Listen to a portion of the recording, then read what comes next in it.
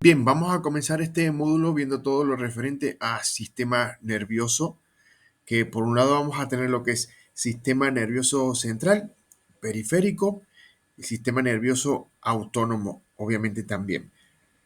Este sistema es súper importante para, para aquellos alumnos que van a estar estudiando sobre todo quiropraxia, osteopatía, alumnos que van a trabajar con articulaciones periféricas, los que van a estar realizando ajustes vertebrales y manipulaciones a ese nivel. Por lo tanto, hay que ser muy precisos respecto de el recorrido y el trayecto que tienen los diferentes nervios periféricos. Hay que tener una idea bien detallada también respecto a lo que es sistema nervioso central y los elementos y componentes que lo forman para determinar en última instancia los riesgos que puede ocasionar también un tratamiento inadecuado o una manipulación que genere algún tipo de lesión, ya sea a nivel de el cordón espinal o algún nervio periférico en sí. Por lo tanto, considero que este módulo de sistema nervioso es de los más importantes dentro de todo el curso completo que ven los alumnos en osteopatía o los alumnos en quiropraxia sobre todo, así que es sumamente importante que el alumno pueda verlo por lo menos 3 o 4 veces a este módulo y, y lo entienda de forma cabal. Entonces, este sistema nervioso central, que aquí estamos empezando a desarrollar, está constituido por el sistema cerebroespinal, que vendría a ser por un lado encéfalo y médula espinal, y obviamente estas estructuras protegidas por las capas meningias y bueno, sobre todo las estructuras óseas, que son básicamente cráneo y columna vertebral, y como había comentado, las membranas, eh, estas membranas o meninges que cubren y protegen a todo el sistema nervioso central. Así que eso para comentar en un principio. Aquí en el lado izquierdo tenemos lo que es el cerebro, la médula espinal y todos los nervios periféricos, justamente que los vamos a estar desarrollando en videos posteriores. Entonces comentar que básicamente lo que es médula espinal es esta estructura que va a estar dentro de lo que es la columna vertebral en sí, protegida por ella y por las capas meningias. Este tejido nervioso que va desde la base del cráneo hacia abajo en dirección caudal y rodeada por estas membranas protectoras, las meninges, que están encerradas dentro de las vértebras, como he comentado, encargadas de llevar el impulso nervioso a los 31 pares de nervios raquídeos periféricos, comunicando todo lo que es la parte superior en sí, el encéfalo, con el cuerpo y con todos los miembros, tanto superiores como inferiores, mediante dos funciones claras, que son funciones eferentes, efectoras y aferentes, o sensitivas también. Entonces, la vía eferente o motora, que está formada por neuronas motoras en sí, se encargan de transmitir impulsos nerviosos potenciales de acción que van hacia un órgano efector determinado, así sea un músculo, para que la fibra se contraiga y genere un movimiento, o así a nivel de glándulas para liberar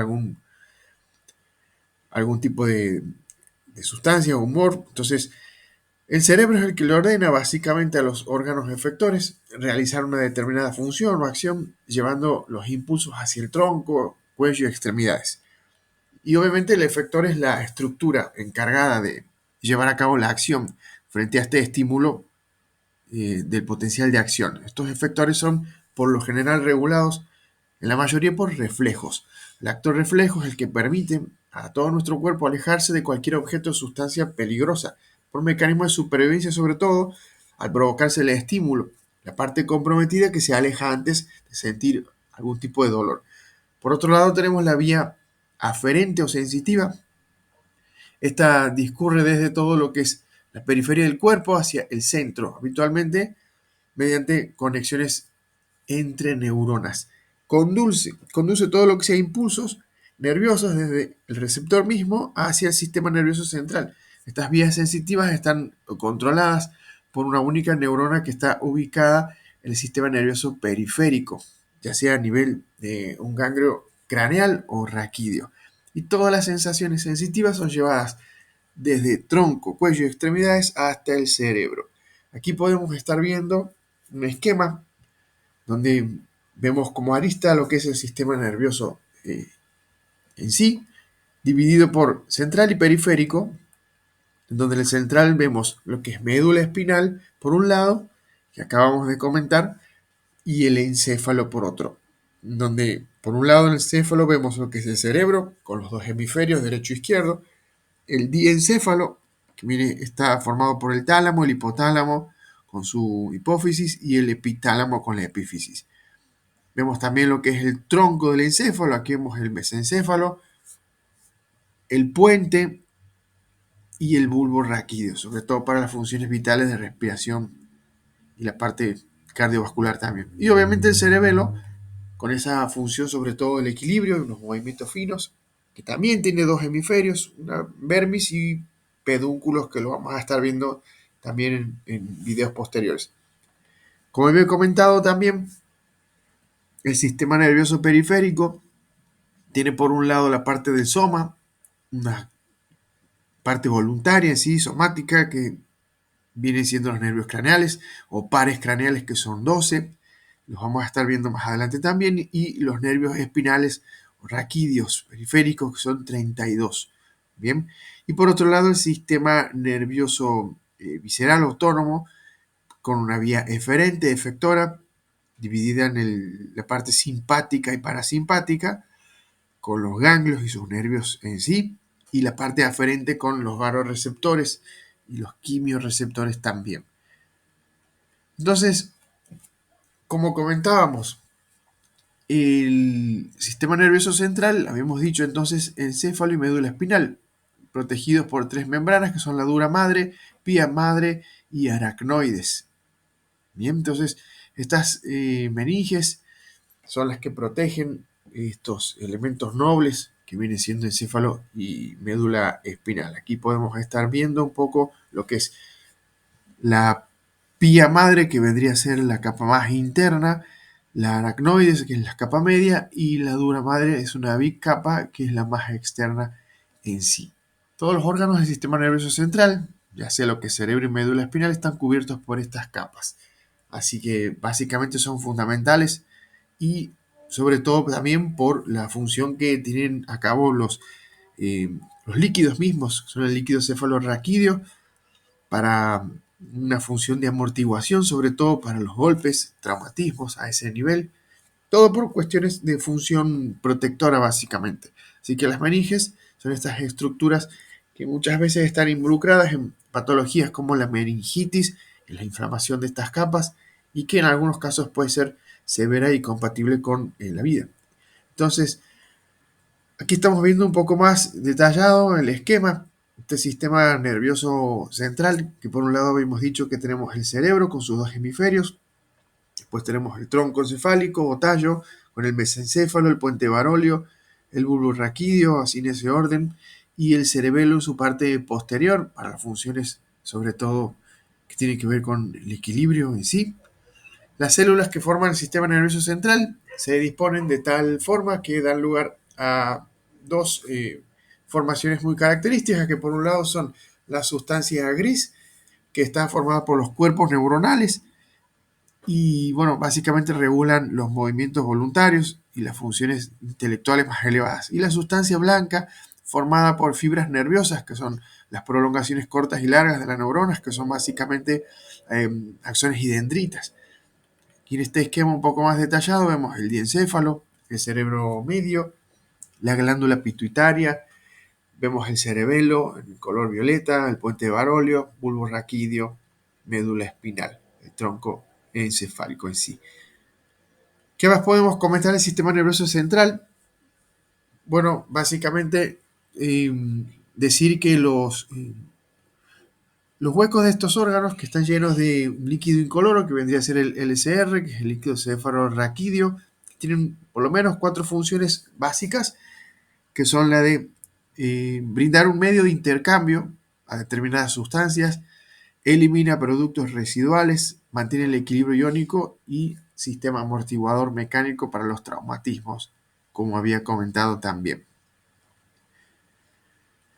Vemos el encéfalo, parte del sistema nervioso central, habíamos dicho eso en un principio, en el interior del cráneo, que contiene el cerebro, el cerebelo y el bulbo raquídeo. Lo que tiene que ver con el cerebro, básicamente es en los hemisferios cerebrales, derecho e izquierdo, separados por una ranura y, y obviamente por una masa de fibras blancas llamadas cuerpos callosos. Todo lo que sea la superficie del cerebro presenta distintos pliegues o repliegues irregulares que se llaman circunvalaciones cerebrales y obviamente también compuesto por la sustancia blanca y la sustancia gris. La gris, básicamente en menor cantidad, es la que forma la corteza cerebral. Aquí podemos ver en el sector derecho de la pantalla una vista superior del cerebro con la división de los hemisferios. El cerebro en sí, que es el que controla y coordina el movimiento, comportamiento, funciones homeostáticas, latidos del corazón, presión sanguínea, balance de fluidos, temperatura en sí, responsable de la cognición, emociones, memoria, aprendizaje también. Aquí vemos las diferentes estructuras en este esquema con un corte sagital, una vista interna de la estructura tallo encefálico y todo lo que es el cerebro en sí. Por un lado tenemos lo que es el encéfalo anterior, con dos partes bien diferenciadas, que son por un lado los hemisferios cerebrales y el diencéfalo con el tálamo y el hipotálamo, y el tronco encefálico con mesencéfalo, protuberancia anular y bulbo raquídeo. Después tenemos lo que es el cerebelo y la médula espinal. Entonces, en esta gráfica podemos ver una vista lateral o de perfil, lo que son el área de Broca, el lóbulo temporal, frontal, la parte motor, el córtex motor y córtex sensorial en sí. Aquí lo podemos ver un poquito más en detalle. Sugiero obviamente ver la bibliografía básica proporcionada con el autor Rouvier. Bien, seguimos con la parte del diencéfalo que origina el tálamo y el hipotálamo. Básicamente el tálamo es esta parte del diencéfalo que presenta dos masas esféricas bien definidas de tejido gris, sustancia gris y situadas dentro de la zona media del cerebro, entre los dos hemisferios. Básicamente es un centro de integración que recibe señales sensoriales y donde estas señales motoras de salida pasan hacia y desde la corteza cerebral. Es una estructura súper importante. Todas las entradas sensoriales al cerebro, salvo las olfativas, se asocian con núcleos particulares individuales del tálamo. Y lo que viene siendo el hipotálamo, justamente situado debajo del tálamo, lo dice así el prefijo hipo, que en medicina generalmente es o debajo o disminución. Bueno, en este caso nos está diciendo que está debajo del tálamo, en la línea media, en la base del cerebro, formado por diferentes regiones y núcleos hipotalámicos que se encargan de regular todo lo que sean los impulsos fundamentales y las condiciones del estado interno del organismo, la homeostasis y el equilibrio interno, nutrientes, temperatura. También obviamente relacionado a las emociones, sensaciones de dolor y placer también.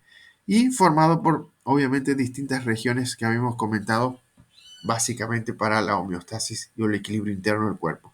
Y todo lo referente al tronco encefálico, que básicamente esta estructura está ubicada en fosa cerebral posterior y ubicado caudal a los hemisferios cerebrales, es decir, hacia abajo, bien, por delante del cerebelo, compuesto por bulbo raquídeo, protuberancia anular y los pedúnculos. Esta es la mayor ruta de comunicación entre cerebro anterior, médula espinal y nervios periféricos. También, obviamente, como había comentado, las funciones vitales como la respiración y el ritmo cardíaco están relacionadas a esta estructura. El cerebelo, de gran tamaño, situación posterior, con forma de coliflor, bueno, básicamente tiene una función relacionada con la parte del equilibrio, por eso tiene mucho que ver con la parte del motor vestibular y coordinación de impulsos motores. La vemos ahí en esta gráfica de color violeta, por detrás, el tronco encefálico y por debajo de cerebro. Por lo tanto, todo lo que viene siendo el sistema nervioso central hay que tener en cuenta, como resumen, estas dos estructuras importantes que son el encéfalo y médula espinal. Y pasamos a lo que es la parte del sistema nervioso periférico, donde por un lado vamos a tener sistema nervioso somático y nervioso autónomo o vegetativo también. Lo que viene siendo el somático presenta lo referente a los nervios espinales, que son los que justamente envían información sensorial del tronco y las extremidades hacia el sistema nervioso central a través de la médula espinal. Y también envían información de la posición y el estado de la musculatura y las articulaciones del tronco y las extremidades, todo lo que viene siendo la parte kinestésica en sí. Reciben órdenes motoras desde la médula para el control músculo-esquelético. Entonces, por un lado, estos nervios espinales y por otro, los nervios craneales, que reciben información sensitiva que procede de lo que es cuello, cabeza, hacia el sistema nervioso central en sí. El autónomo, o también vegetativo, a diferencia del sistema nervioso somático que habíamos visto recién, recibe información de los órganos internos, las vísceras, para sobre todo actuar sobre esos músculos en sí, glándulas y vasos sanguíneos. Ya no músculos esqueléticos, sino músculos viscerales que tienen que ver con la parte de la contractilidad, ya sea a nivel, por ejemplo, de los músculos de las arterias, los músculos a nivel de esófago, del estómago, que tienen la función de la peristalsis, por ejemplo. Entonces, este sistema nervioso autónomo, a diferencia del somático y del central, es involuntario. Entonces, se activa por centros nerviosos situados en médula espinal, tallo cerebral, hipotálamo y también algunas porciones de la corteza cerebral, como la zona límbica, pueden transmitir impulsos a los centros inferiores y así influir en el control autónomo en sí. Este sistema nervioso autónomo es muy importante porque sobre todo un sistema eferente involuntario que transmite impulsos desde el sistema nervioso central hacia los órganos periféricos, como por ejemplo regular la frecuencia cardíaca, la fuerza de la contracción de la misma, sístole y diástole, contracción y dilatación de vasos sanguíneos, que son la vasoconstricción y vasodilatación. Lo mismo pasa con los músculos lisos de los órganos internos, la parte visual con la parte de los músculos a nivel de la pupila, bueno, todo lo referente a las glándulas exócrinas endócrinas, por nombrar algunas. Básicamente, las células del sistema nervioso están especializadas en todo lo que es obtención y transmisión de datos. Entonces, para esto utilizan distintos procesos electroquímicos, ¿bien? Que son estas neuronas que justamente lo que hacen es recoger información, evaluarla y generar una respuesta sobre todo. Entonces, esto se conoce como sinapsis, que es la comunicación entre las neuronas. Vamos a ver que hay diferentes sinapsis, son químicas eléctricas, y sobre todo en las químicas se utilizan lo que son los neurotransmisores. En las eléctricas hay un potencial de acción para determinadas funciones. Entonces, lo que podemos ver aquí es la unidad estructural, anatómica estructural y funcional del sistema nervioso, que vendría a ser la neurona, básicamente con el cuerpo neuronal que forma parte de lo que es la sustancia gris, y después vemos las prolongaciones cortas como las dendritas y largas como el axón, que forman parte después en su conjunto la sustancia blanca. Entonces vemos que hay un núcleo, un nucleolo, vemos las dendritas mismas para las funciones de sinapsis, los terminales o botones presinápticos también, vemos el axón con su vaina de mielina para la protección misma, los nodos de Rambier también para las funciones saltatorias. Así que básicamente esto para comentar respecto de la neurona, esta unidad anatómico-funcional del sistema nervioso. Como sabrán, cada sistema tiene sus células determinadas, específicas. El sistema urinario tiene las nefronas, el sistema muscular tiene el miocito, los osteocitos para el sistema óseo, la neurona en este caso para el sistema nervioso. Por lo tanto, hablando de las sinapsis, hemos comentado las sinapsis químicas, utilizan neurotransmisores como la acetilcolina, este que es el más abundante y el principal en toda una sinapsis neuromuscular, para que sobre todo haya una función importante de contracción de los músculos. También tenemos la norepinefrina para la liberación de grasas acumuladas y participación en el control de las hormonas que están relacionadas con la felicidad, la libido, el apetito, el metabolismo también. Fundamental también para el tema del estrés. La serotonina, otro neurotransmisor en altas concentraciones de plaquetas, sobre todo para las funciones del tracto gastrointestinal y para la coagulación misma, como había comentado. Entonces, tiene funciones también antidepresivas, la serotonina, así que un neurotransmisor fundamental. Bueno, la dopamina, otro neurotransmisor semejante a la noradrenalina. Esta afecta bastante todo lo que es el movimiento muscular, crecimiento, recuperación de tejidos y tiene una función importante también en el sistema nervioso central. Regula los movimientos, comportamiento emocional.